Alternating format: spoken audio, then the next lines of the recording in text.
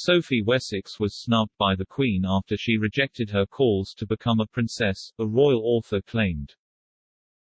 Sophie, Countess of Wessex, nearly broke into tears during an interview about Prince Philip 2 months after his death. She said she expected the family to take longer to grieve for her father-in-law given the coronavirus pandemic.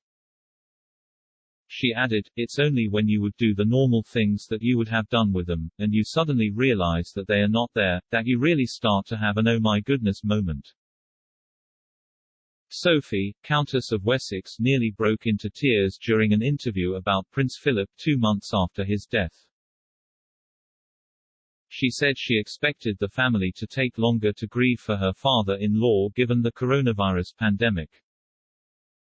She added, "It's only when you would do the normal things that you would have done with them, and you suddenly realize that they are not there, that you really start to have an oh my goodness moment. Just talking to you now, it's a bit of an oh my goodness moment."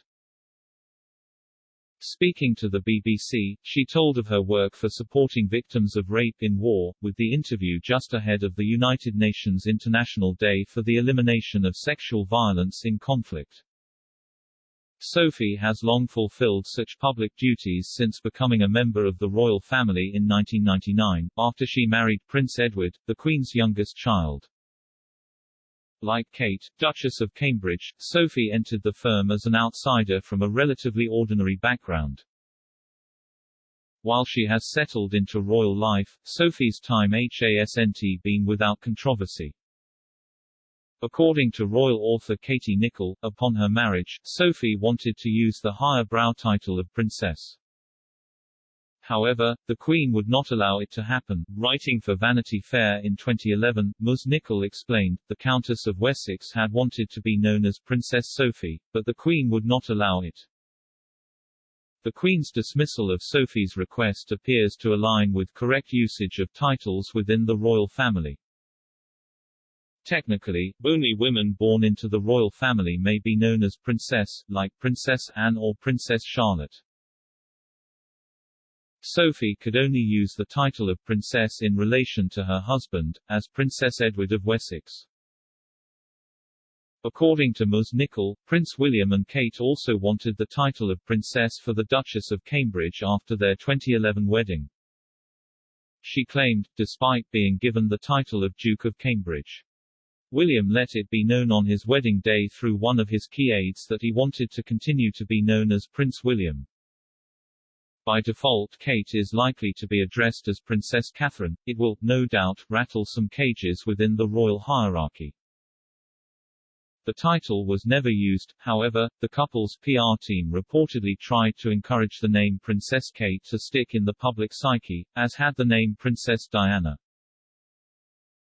The Daily Telegraph revealed in 2011, Paddy Harvison, the Prince of Wales Communications Secretary, suggested the public be encouraged to use the names Prince William and Princess Catherine if they preferred. Despite the brief point of contention between Sophie and the Queen, the Countess' time within the family has gone without fault. It is believed that the firm maneuvered Meghan Markle towards Sophie so that the new addition could learn from a successful commoner. Royal reporter Camilla Tomaini, speaking during Amazon Prime's documentary, William and Kate, Into the Future, explained how Sophie had slotted in. She said, "Sophie Rees-Jones is a perfect example of somebody who's slotted into the royal family brilliantly. And this, let's face it, is the daughter of a tires salesman, but, because Shusha's very level-headed and Shusha's very together, and Shusha's led a so-called normal life. Shusha's fitted in perfectly and now Shusha's extremely close to the Queen."